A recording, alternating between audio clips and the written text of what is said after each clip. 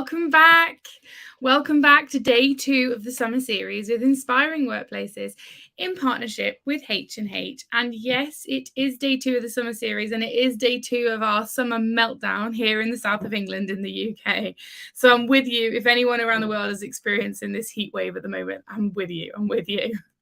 So we are on day 2 of 3 weeks of daily live learning, sharing, inspiration from all of our community around the world. And today, I guarantee, is going to be no different. We're here every day at the same time. So same time, same place. Make sure you tune in with us for this amazing content. And as you know, if you've already joined us for day 1, all of our content is being broadcast live, as I am now, but also will be available on demand after today. So we will make sure it's available on demand within a couple of hours, in fact. So whether you're joining us live or on demand, there is the opportunity to share your voice. You are muted. We can't see you or hear you, but you can still join in the conversation. So join in the conversation with questions, with comments just below or to the side, depending on which platform you're watching this on. If you've got anything for our speaker or just any commentary or anything you want to put forward, then please do. We love collaborating with the community. So far on day 1, we heard from Holly Tate from Leader, who was talking to us about creating a culture of healthy feedback. And today, day 2, I am absolutely delighted, in fact, excited to introduce today's speaker. Bob Selle is Chief People Officer at Ocean State Job Lot. Now, job lot actually means a miscellaneous group of articles, according to my research earlier today. But I can tell you there's absolutely nothing miscellaneous about this entire team, who just last month, while we were over together in New York, were awarded the #1 spot of the most inspiring workplace across the whole of North America. My own research also shows me that they've got approximately 147 locations across the United States, and being a retail organization with thousands of people, that is an incredible achievement. It's an incredible achievement to be crowned #1 anyway, but let alone on that kind of massive scale as well.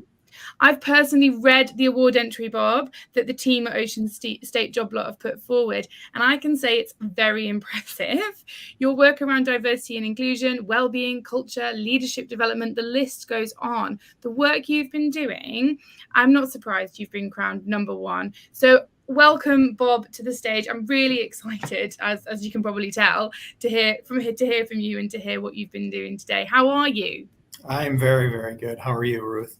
Yeah, I'm melting. I think you've heard. I know you are. I'm also excited to have our #1 winners here with us for the summer series. But I'm really, really good. So how are you all doing after being crowned #1? Still, yeah, we're still digesting it. Yeah. You know, we had to hurry because we're in Rhode Island and we were leaving New York and we had to catch the last train. And we thought, I've shared with you that if we got in the top 50, that would be great. And as the countdown went on, it was crazy that at #2, I thought maybe we didn't even get the right email and that we weren't even included in the list because there were such powerful and great inspirational companies in front of us.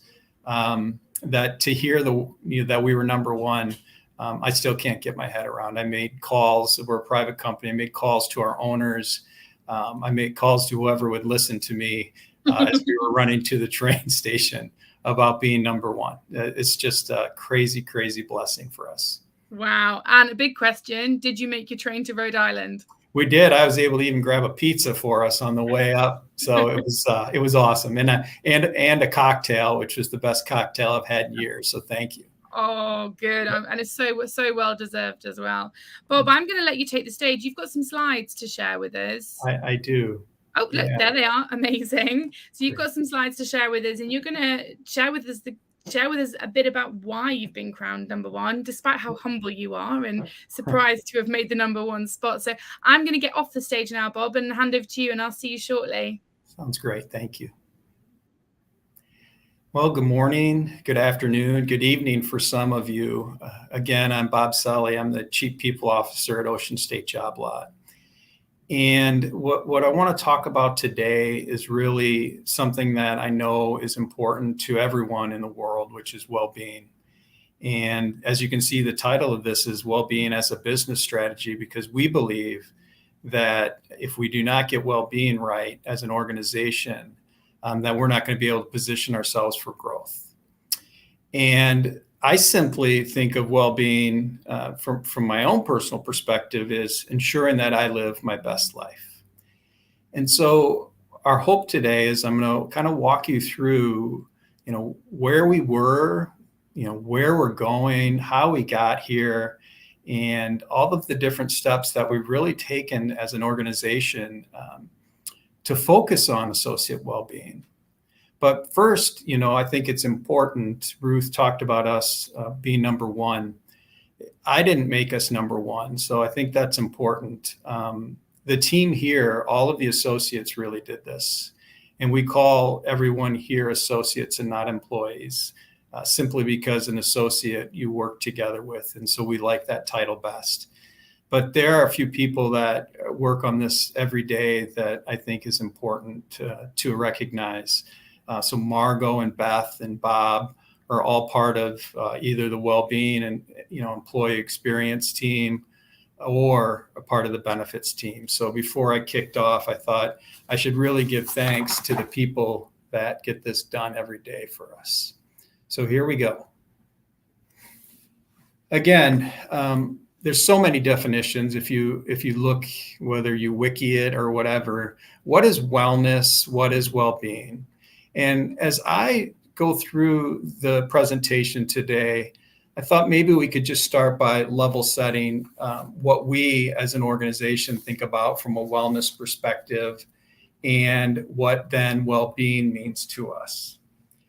I think, first, wellness has been around for a long time, this word wellness. And when I was actually doing some research around a certain article that I just get published, wellness has been around since like 1500 to 3000 BC, all over the world. I didn't know that.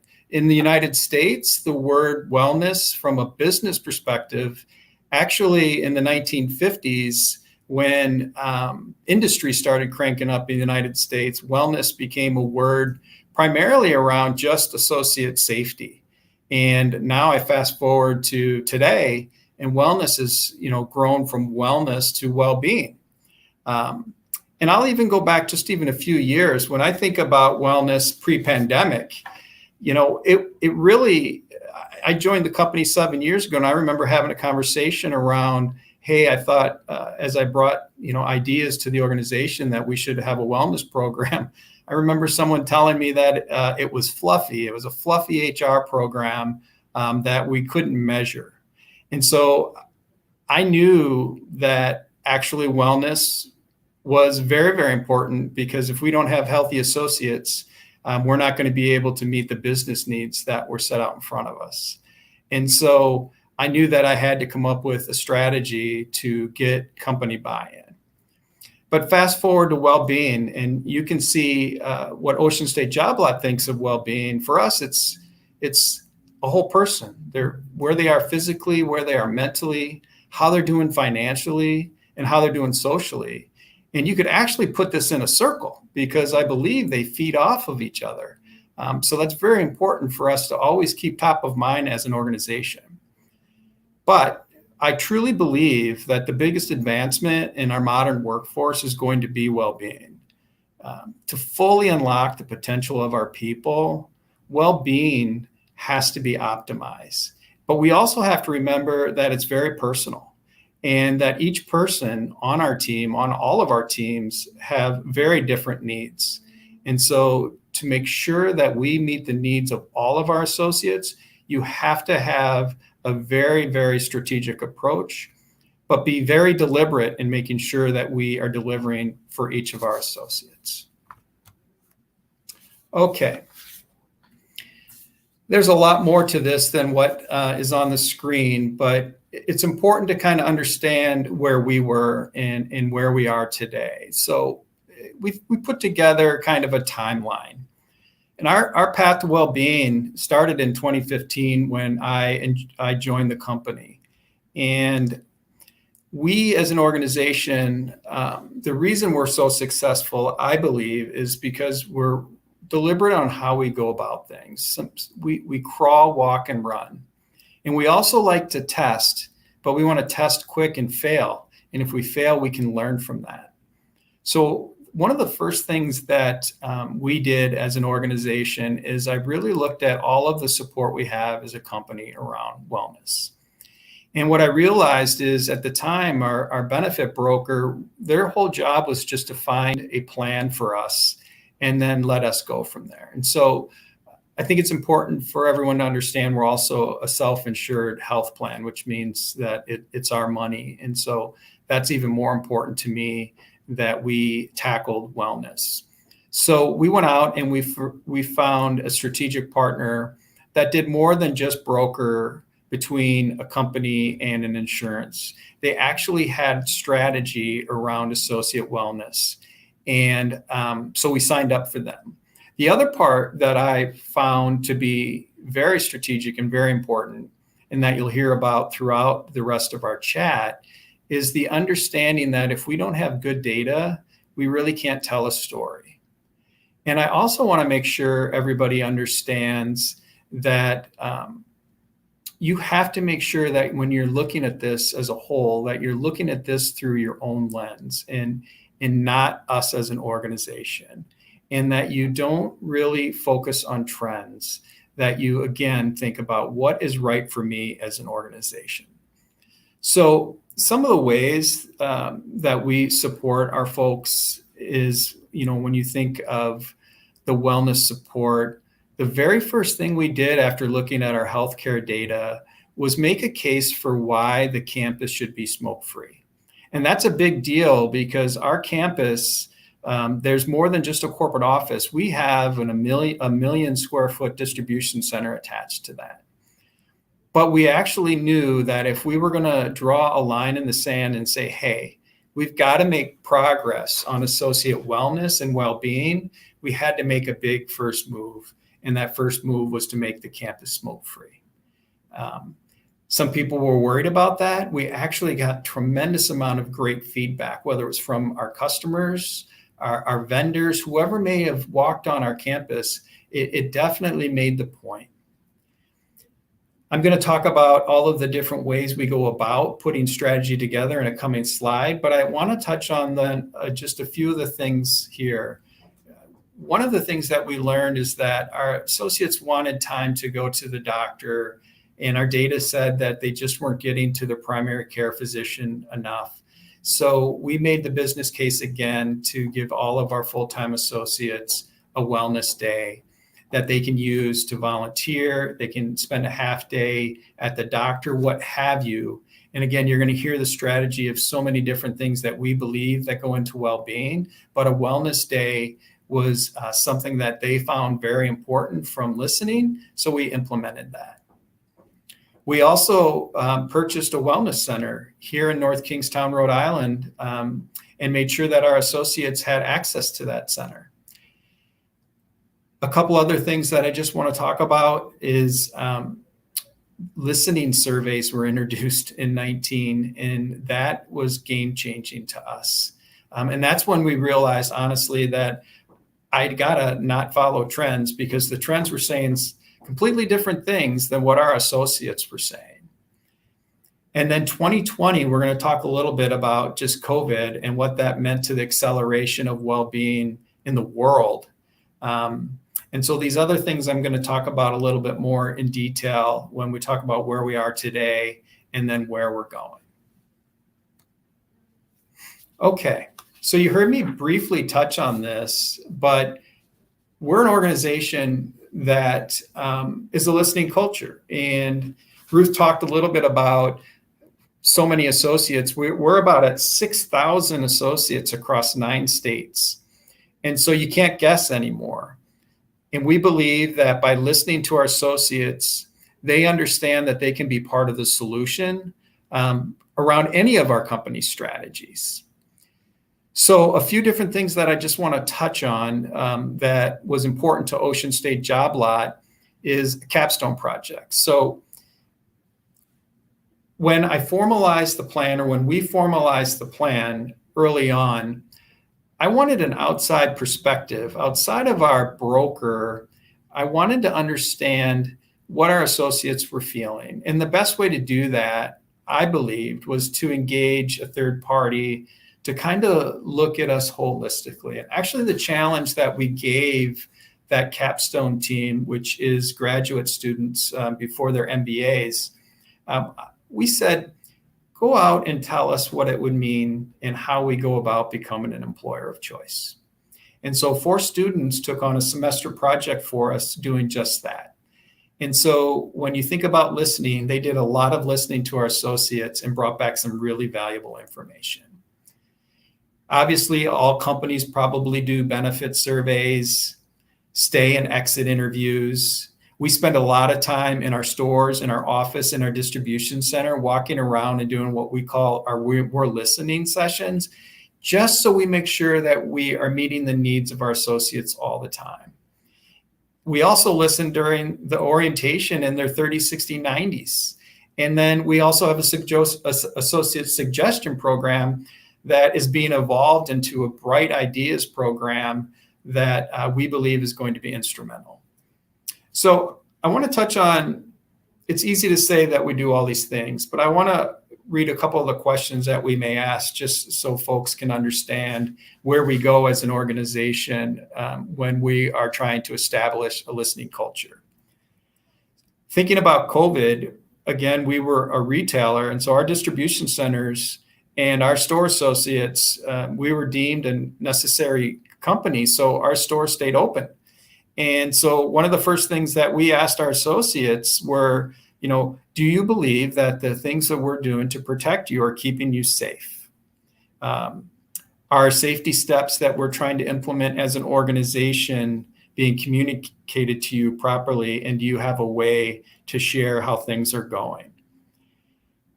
How do you like to be communicated to? I know that seems like a really simple question, but when you have 5,600 associates from 5 generations across 9 states, I think it's really important that you are meeting their needs on something as simple as communication. A question we like to ask is, are we providing the right resources when you are asked and need support? And I can tell you the Capstone team came back with a crazy benefit at the time. So you're talking 2016.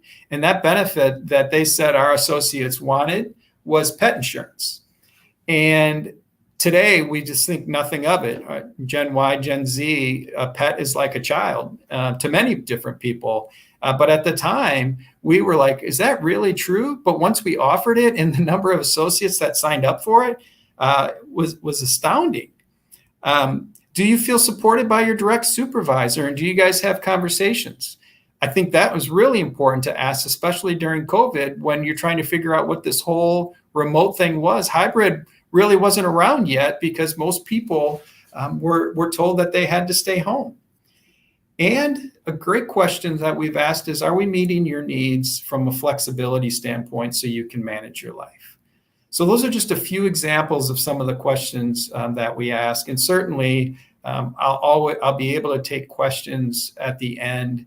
And our team is very intentional about sharing because we believe that the only way to change the world is by all of us sharing great information. So just know, all of you out there, that we are happy to go in depth on any parts of this as this wraps up today. Okay, using data as a strategy. So right after we changed our broker, the second thing that was really important to us was finding a partner that could bring real data to us. And so we went out and found a company, BetaX. And BetaX not only looked at our healthcare data, they looked at our comp claims as well. And they also helped manage all of our surveys so that we could all be seeing things the right way and they would come to us with a great story. I talked a little bit about the URI capstone and some of the information they brought back, claims data on the work comp side, net promoter score. So a lot of what we're trying to do when we're rolling out our well-being programs is then soliciting feedback and understanding if we're actually delivering on the things that we would say that we did. And net promoter score is something that certainly tells a great story. And then testimonials. The reason that I think testimonials are important, if you're going to go out and you're going to listen, it's important that when you're influencing an audience, that most of us learn from stories. And so the ability to tell a story through a testimonial, we found to be just a great way to engage. All right.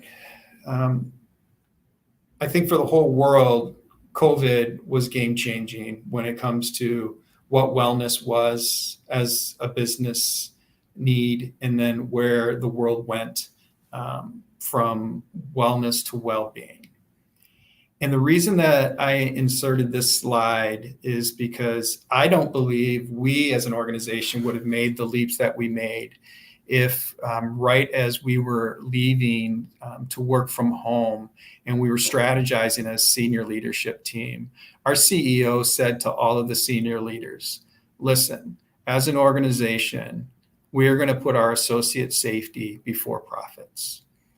And I sat back in my chair and just tried to digest that, because I came from a Fortune 125 company, and I don't know how many CEOs would actually say that. Would I put a leader in associate and customer safety? After our CEO gave us the power to go out and deliver the needs of our associates, I'm so proud of our operational partners, our safety team, our general counsel, just the leadership team as a whole, our IT team, on being able to set this organization up. And we did such a good job on the front lines of protecting our frontline associates and our frontline associates in the distribution center that the state of Rhode Island considered us a best-in-class company and actually used some of our best practices for other companies. And again, we love sharing on why we were considered a safe workplace. And we spent a lot of time, we're a family organization. Two brothers and a college roommate founded this organization. And you can still feel in our culture the personal approach to our work, which has really made my job so much easier. Our leaders said, listen, we need help on what we're doing during COVID. Can you help us? Can you train us? Can you teach us how to engage with our associates to make sure that we are doing the best we can to make sure everyone was okay? And that's really when I believe, well, we all know as fact, the mental health crisis took off. And we knew that if we were going to be able to meet the needs and really be seen as a company that cares about well-being, that we had to get involved and take away the stigma of mental health. And we did that by first working with the federal agency to get our HR business partners and as many people as we could mental health first aid training and certifications. So as all of these calls from associates around 9 states came in, we put in front of them, or they could talk to someone that at least at a company level could triage at the first stage. And I can tell you that that helped significantly for us. We also, as an organization, if you know what Accolade is a concierge service for healthcare. Your associates can call in there. We direct them to the best care that they can, and they help navigate a very complex healthcare system. Accolade at the time of COVID was implementing what's called Accolade Assist. So most companies, you only really roll out these benefit programs to your full-time folks on your health insurance plan. Not us. We paid for Accolade Assist so that all 6,000 associates across our company could call Accolade and they would have someone at the other end of the phone to help. And our EAP provider, which again, all of our associates and their family get free counseling. We made sure if Accolade was on the phone and they needed triage and the nurse that was answering the phone couldn't handle it, we would work to get it over to professional counseling so our associates and or family member were taken care of. And so COVID truly was where we as an organization made that leap from a wellness organization with a wellness focus, that whole physical piece, driving down comorbidities, to really looking at the whole associate in a well-being perspective. So well-being as a company priority, this is really cool. I can say, again, I spent 15 years in both the business side and the HR side at a huge retailer before I came. But this is the only company that in 2022, 2 of our 3 objectives of an organization is around people. And one of those objectives is about making well-being a company priority. And so at the highest level of our organization, our strategy falls under do more to promote associate safety and well-being. And the whole organization knows about it. The key result, which really falls in HR, is make sure that we selected an external well-being partner, or partners in this case, to support the mental health needs of our associates. Making sure that we had an EAP with free counseling. Care New England, the CNE part, we knew from our data and from talking to our associates in the distribution center that we needed to get an on-site facility for them, which is what we've done. And so our associates have access to a nurse on a daily basis. The other thing that's really important to understand is our distribution center is made up of 40 associates from 46 countries in 6 or 7 dialects. And so there was this fear around telehealth. So we made sure we got a private room for them to be introduced to telehealth or telemental, which we waived the copays, and they were able to privately go take care of whatever concern they may have had at the time. These are just a couple of the things that we did. We worked with in the state, Bradley Hospital, which is known nationally for kids, and they would go about at night having online classes for the parent and their children just around self-care and helping navigate what's going on in COVID. So these are just a few of the examples around our key results of the strategies that we have put in place that we're at now and we're going to excel in. So we're really proud of some of these relationships and what we've done and our matrix on making sure that we're touching the needs of the associates.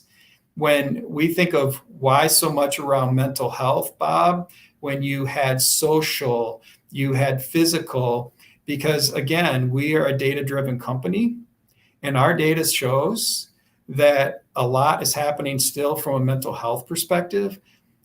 I don't think that we can deny that mental health is a crisis in the world. And now as we come out of COVID, if we come out of COVID, we're now getting in our data starting to show substance abuse and other concerns that we're going to be tackling as a company. But where are we today? We have established this as an organizational priority. We have key results that our HR team and our business partners align to, and we're now establishing the tools and the training and the resources that all of our associates need to ensure that they're living their best life. Okay, where are we going?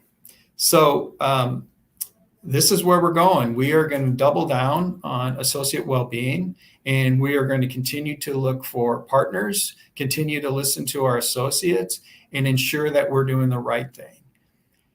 One of the things that we've learned, and obviously most of us, is inflation and how that's starting to impact our associates. So we're not shifting gears. We're expanding our focus to ensure that we're still delivering on the whole mental health aspect, having the support around substance abuse. But we would be crazy if we don't focus on this whole thing around the financial resources and the financial needs that our associates are having. So that's where we're going. Also, as an organization, we're back to a hybrid work environment. And when you think of the whole social aspect of that, we're learning that people are coming back to the office because they want that social interaction. And that's really important because we thought most people would want to choose to work from home. Again, if you follow the trends, you would see that. But that hasn't been the case for Ocean State Job Lot. Ocean State Job Lot, people are coming back for the social interaction and for developing and engaging with people they haven't seen in a couple of years. So things that you don't see are important. Another part of this whole social piece is volunteering. As an organization, we will fund folks in each of our stores to support a local charity. And so that whole social piece is important and that we don't want to lose sight of. So communication, as you see, a targeted communication plan is really, really important. It's great to have all of these different resources and all of these different programs. Without a targeted communication plan, our associates would not know that we're doing it. So we spend a great amount of time, actually weekly, with our internal communications team on the marketing team and our business partners, after learning how our associates like to be communicated to, delivering on what our associates have asked. So in a retail store, you have DMX, which is basically the music that plays over the radio. We have our communication and our strategies and the resources and all of the information that associates want plays before the store opens and after the store closes. Something that was really important to take away the stigma from a communication standpoint of this whole mental health and not just talk about supporting them. One of the very first things we did, and myself included, some senior leaders did testimonials that we played over the intercom around their struggles or a family member's struggle with mental health. And I can tell you that one small step got the ball rolling, where we ended up getting a number of associates come forward to tell their stories about the resources that we've provided that have helped them or a family member. And more importantly, they wanted to share. So we spend time sharing in a newsletter that rolls out. We have what's called a Wave podcast, which is really just a 2 or 3 minute podcast that all associates can access. 2 different ways that we thought were really important. But the biggest one really is being able to touch our associates where they're at in the stores and being able to play those announcements before and after work. Our distribution center is so much easier. You can join a huddle or join one of their big meetings to be able to deliver it. Another strategy we're rolling out is making sure that there are TVs in break rooms or by the time clocks. So all of the communication and all of the resources and everything that our associates are looking for will be readily available wherever they are within the organization. We've got to get better at tackling substance abuse as a world. And so that's where our focus is shifting, because we know that most folks, if you have a mental health issue, there may be substance abuse attached to that. At least that's what our data is showing. And so we're going to start focusing around that.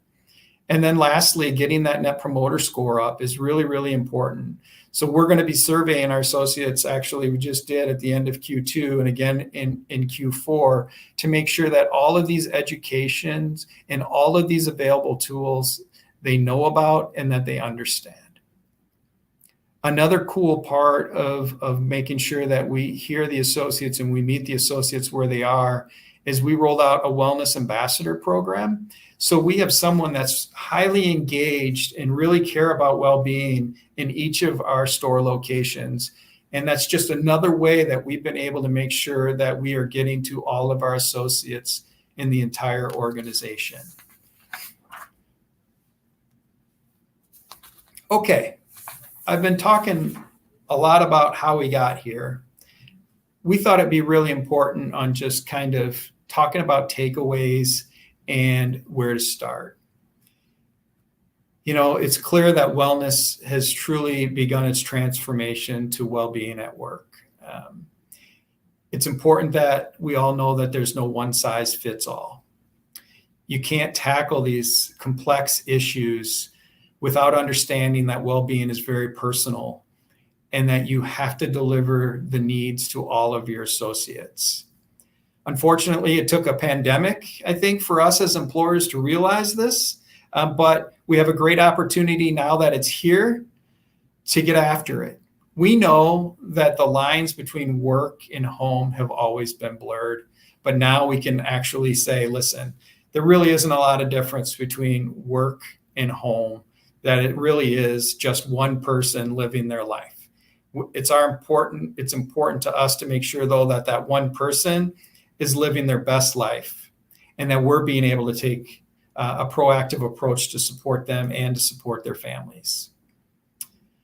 So inventory your tools. I would tell you, as you looked at our timeline, we spent a lot of time saying, okay, where are we and where do we want to go? And something actually left out was actually developing a team that focuses on this. We started with one person, a wellness support person, but that one person in the first year or two organized bringing partners on site. One of our best partners is called Gloria Gemma, which is a breast cancer awareness program. And breast cancer touches every organization. And so they would come on site and do educational, and we really built a strong relationship with them. This other person went out and they made sure that we were getting understanding best practices around what wellness was, because honestly, we were starting from the beginning.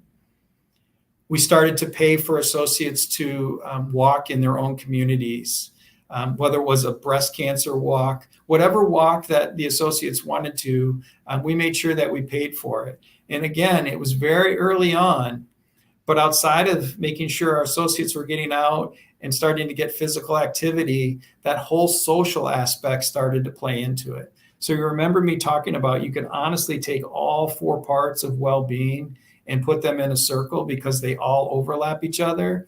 That's a perfect example of how each piece of well-being is intertwined with each other. So inventory your tools. Listen to your associates. I think this is the 3rd time I'm going to say it, but you really can't follow the trends. I think what trends and research does for us is at least gives us awareness and probably piques our interest to ask another question. But if we would have followed the trends a number of years ago, we probably wouldn't have delivered. Well, I know we wouldn't have delivered on what our associates in this organization wanted. So make sure that you find ways to listen to your associates. Understand where your leadership is. I think everyone knows that any strategy that you have as an organization, the best way for it to be successful is to understand if the senior leaders of the organization are going to support it. Yes, there are many organic strategies that start and kind of catch on like wildfire. I get it. But making sure that your leadership is going to support the strategy is very, very important. And then as they support the strategy, make sure they get involved so our associates or your associates see that they are part of the solution. Leader self-care. Haven't really touched on that, but I believe that that is foundational as any of the strategies that we've talked about. Making sure that your managers, your supervisors, whatever their title is, feel like they are being taken care of as an associate is critically important. Trust me, managers and leaders, sometimes we just think that they are robots. They understand that they have a job and their job is to drive business and make sure that their people are taken care of. But that's way, way, way too easy. We have to understand that even those associates are human beings and that they have needs themselves. And I talked about it early on when our leaders raise their hand and say, okay, we're getting into this whole mental health thing. I have associates opening up about things that I'm just not able to talk to them about, or I don't feel comfortable, or I feel like I'm helpless in being able to solve their problem. So making sure that your leaders understand that their self-care and that they're taking care of themselves so they can be their best person to be able to take care of all of your people is really, really a priority. Use data. I've talked about that, but data really can help you inform yourselves about which direction that you want to go. And I shared with you how we collect data as well. And lastly is just build a crawl, walk, run strategy. I was in a meeting last week where a leader said, what's the best way to tackle eating an elephant is one bite at a time. And I'm here to tell you, this is a monster. To get to a place that we are caring for all of our associates around the world in the workforce is going to take a lot. So don't run.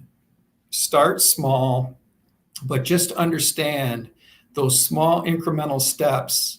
When you look down the road 2 to 3 years, and we're now 7 years into this journey, the fruits of your labor, because you've done it the right way, are going to be significant. And as an organization, you're going to feel very proud that you're able to meet the needs of your associates days in and day out. And lastly, we just did some research on resources. So as one of the folks that were recognized as an inspiring workplace, we knew that it was all of North America. So the team just thought it would be important to put together some resources that you could tap into, those of you that are in North America, to get started. So that's my story. That's kind of where we are. I know it's a lot. There's a lot to digest. I think Ruth's going to jump back on here. We're going to hopefully take some questions. We could talk about this for a long time. It's something I'm deeply passionate about. The organization is passionate about, because you can't change culture. You can't change all those things that we're required to do as an organization if we don't get well-being of our associates right.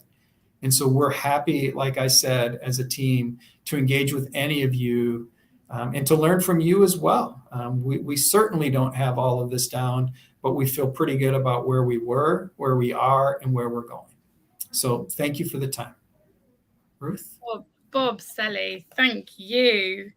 I think I'm just in awe. I know some other people have been messaging me offline being like, this is amazing. There's so much to take in. So thank you for sharing. And like you said, you want to change the world. You're on that mission with us.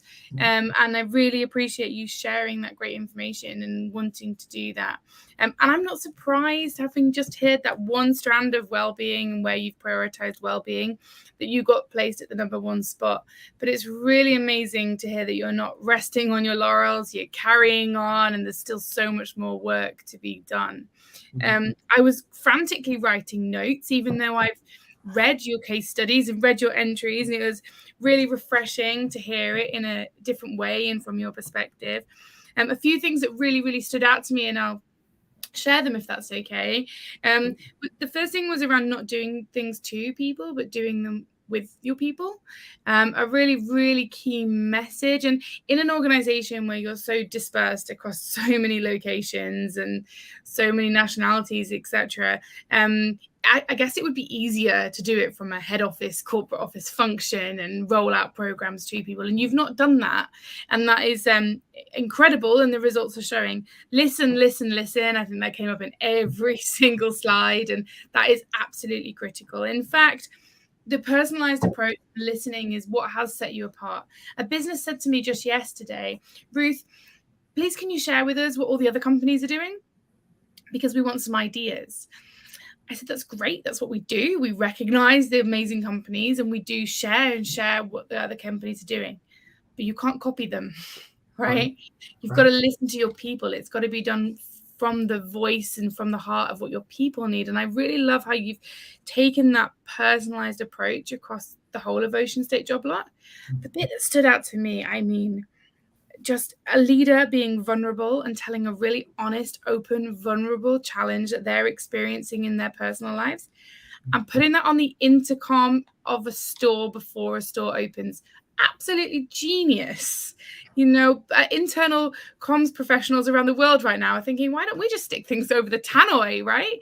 Absolutely genius idea, a way to capture everyone, but the effect that's had and the impact that's had on people being able to open up and people being able to start the conversation around mental health is just nothing short of inspiring. And then how you've shared that via your podcast and your newsletter. I'm, for one, super inspired. Safety before profit actually gave me shivers. I think that's, a lot of organizations said that and then made heaps of layoffs, right? Or were frantically trying to scramble to focus on their profit and keep the business alive. And it sounds to me like your CEO was really authentic in that. Yeah, not only that, I'd be remiss to not say that most companies in 2020 had record years, and we are one of them. And our leaders gave bonuses to everyone on top of their profit participation. We gave associates different ways of being recognized at store level for being on the front lines, and just those associates were rewarded because they came to work every day when no one knew what COVID was. Yeah. So again, there's so much to talk about. I can't keep track of all of it, but that's another way we did it. Yeah. It's just amazing, the storytelling that you're doing, and that mantra of people are not at work, they're not at home, they're just living their lives. They're just people, just a person living their life, and we want them to live their best life. This focus on the whole person, not on the worker, not on the employee, not on the profits, not on what the business is doing, but the pure focus on the people being individual, through to how you communicate with them, through to how you design everything around the well-being, is absolutely inspiring, and definitely something that I think a lot of us can all learn from. And that's just the well-being section, as you said, the linchpin, the bit that you focused on. But having read your award entry, there was some impressive stuff around your diversity and inclusion strategies, what you're doing around leadership and development, your communication, your culture, and the whole employee experience as well. I'm just checking my notes here. There was so much in there, but thank you for sharing, particularly that well-being strand, that financial, social, emotional, physical well-being, and what you're doing with everyone across Ocean State Job Lot. It's absolutely inspiring. I have a question for you. Fire away. Was there anything that didn't land or didn't work? Yeah, obviously there's always something that didn't work. And so I got to think back about what we tested, and then just learn from I'll tell you what didn't work. Some of our programs, so we've got a matrix where we just laid out all of the different things we've done for our associates, or benefits, perks, and we're in like the 150s, believe it or not. And what the EAP, the part that works is really the whole counseling piece. So associates can get, their family members can get 4, I believe, free counseling sessions. But there's a lot of other layers to the EAP that just have not resonated with our associates. I'm sure there are many things that don't work. We fail more than we are successful. But like I said, we fail fast. But that's a great question. I'll reflect on that some more, maybe come back with an answer at some time. But that, from an EAP perspective, that's definitely something that I've learned from. That's really helpful, actually, Bob. And sorry to just land you on the spot there with what hasn't worked, but lots of organizations are putting in EAP programs, or saying we look after our people, we have EAP, but that's just a poster. Yeah, it's just a poster on the wall. It's not having the impact and taking that personalized approach like you have so well demonstrated. And my final question for you. I hate that my questions are so negative, actually, but what has there been, or what was your biggest challenge in getting everyone on board and getting everyone to take collective responsibility of their well-being, rather than it be a corporate function or a head office thing? Yeah, trust and leadership was the biggest challenge that we had. You're talking about 70 or about 60% of our workforce is part-time. And they've worked at many, many other places and probably heard many, many company stories. So showing them repeatedly over the last few years that we honestly care about them, and that their well-being was important to us, was our biggest challenge. I think that's probably the biggest challenge for everyone, which is why we made sure that after we listened, we did something with their information. And a lot of what we did early on to get to the place that we are were around adding benefits that associates wanted. But again, it feeds to financial. So for us, we learned that, if I'm working 3 part-time jobs, I probably don't have access in America to good health, dental or vision insurance. We made sure our associates had that. So we showed them, listen, we heard you. We understand it's difficult working 3 jobs. We're going to give that to you. And then our CEO one-ups me and says, I want to give all of them. They probably, if something terrible happened to them, their family would have this burden. I want to give all of them $5,000 in life insurance, which we've now taken to $10,000. So building trust and leadership is been our biggest challenge, and that's not negative. That's a great question. Yeah, no, a great challenge, but one that you've just carried on and been tenacious in your approach, and just carried on and on and on to build that trust and build it up and up and up, like you say, when people are maybe starting at a position of less trust. So absolutely amazing. I could talk to you all day and I'm sure our community could listen to you all day, and I'm sure we're going to invite you back if you'll come back, Bob, because I know you've got so much more to share about the amazing successes at Ocean State Job Lot. If anyone has any questions, comments, wants to ask Bob any questions, if you're watching this live or on demand, then please do pop them in the feed or get in touch with one of us and we can connect you to Bob. But a huge thank you not only to Bob, but also the entire team of 6,000 associates. 6,000 associates across 150 locations in 9 states across the whole of North America. This one's for you. A huge congratulations to everyone, and well done to you, Bob, and thank you for sharing with our community today. We are absolutely honored to have you here. It was our pleasure. We were honored to be part of this. Thank you. Thanks so much, Bob. See you later. Bye. So coming up tomorrow, the next day, we have our hosts from H&H will be hosting. We've got an amazing bunch of speakers. We've got Gifty Enright talking about gender bias in the workplace. We've got more case studies to bring you. We've got more thought leadership. We're here for another 2.5 weeks. So do stay tuned. Do keep an eye on our website, and we'll be back with more content very soon. But for now, I'm going to carry on melting here in the south of England, and I'll see you all soon. Thank you.